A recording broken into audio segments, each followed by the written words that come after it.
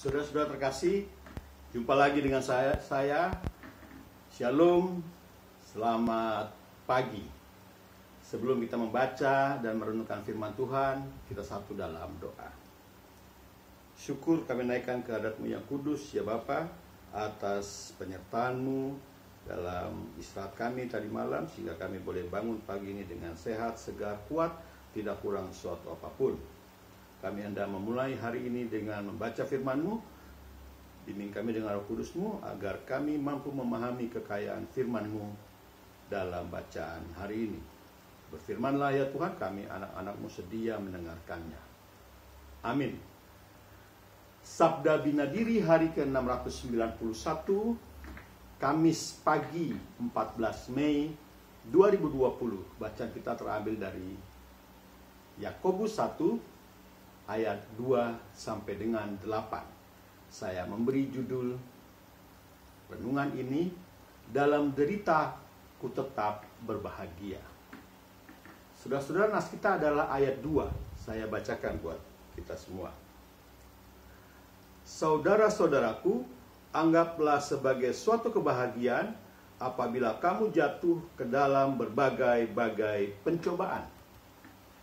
Dalam bacaan kita hari ini, Yakobus 1 ayat 2 sampai 8, Rasul Yakobus menegaskan, pencobaan yang menimpa kita bisa banyak dan berbeda-beda. Berbagai-bagai pencobaan, katanya. Kita tidak boleh tenggelam dalam kesedihan dan berputus asa yang akan membuat kita tak berdaya dalam menghadapi cobaan-cobaan.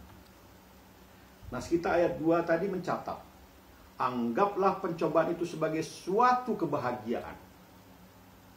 Filsafat mengajar orang untuk bersikap tenang dalam menghadapi masalah.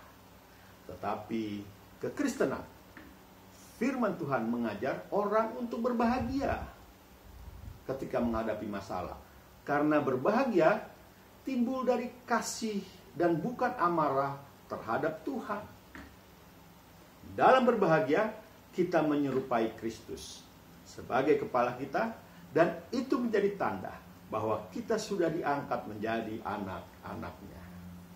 Ada alasan yang lebih lagi untuk berbahagia dalam penderitaan, yaitu anugerah yang akan kita terima setelah penderitaan ini berlalu.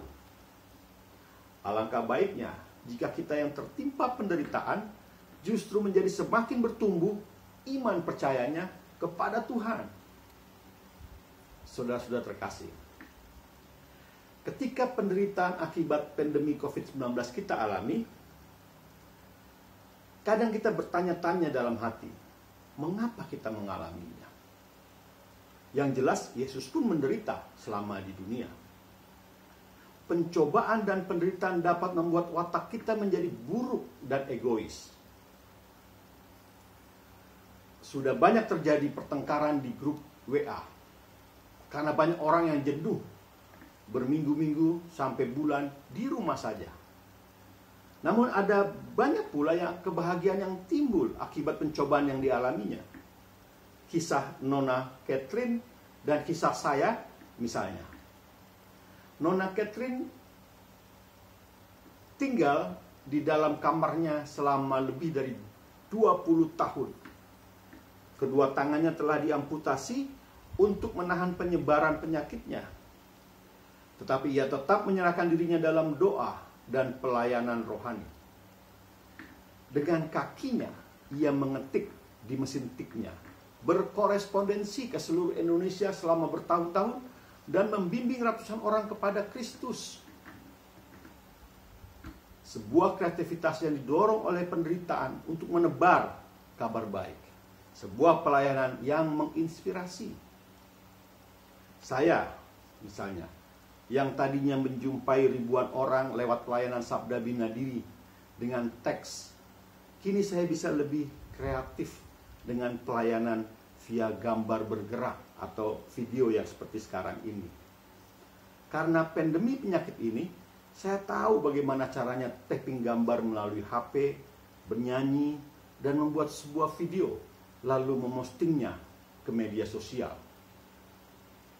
Saya dan pembaca Sabda Bina Diri yang saya tulis tersebar di seluruh Indonesia, Amerika, dan Swiss mengalami pertumbuhan iman akibat penderitaan penyakit ini. Justru, jika saudara rindu untuk hidup lebih kreatif, ingat ayat 2 nas yang tadi kita baca bersama-sama.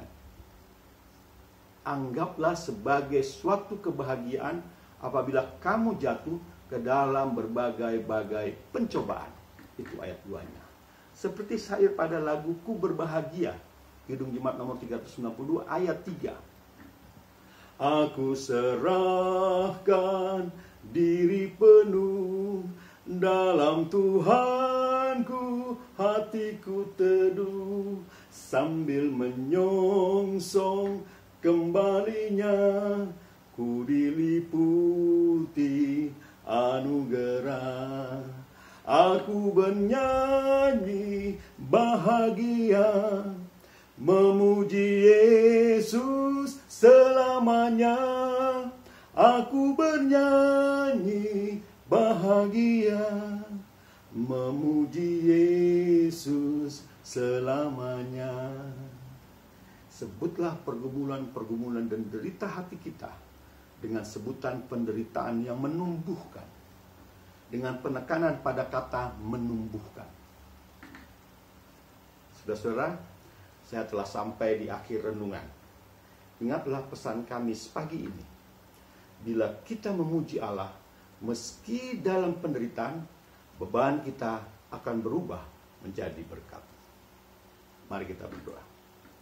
Terima kasih ya Tuhan, Engkau mengingatkan kami melalui firman-Mu bahwa kami harus tetap berbahagia dalam penderitaan ini, karena akan menjadi berkat justru bagi hidup kami. Sisa hari ini dalam tugas dan tanggung jawab kami masing-masing, tuntun langkah kami ya Tuhan, jaga dan pelihara kami. Ampuni dosa dan salah kami, dalam nama Yesus kami berdoa. Amin. Salam sehat, Tuhan memberkati saudara.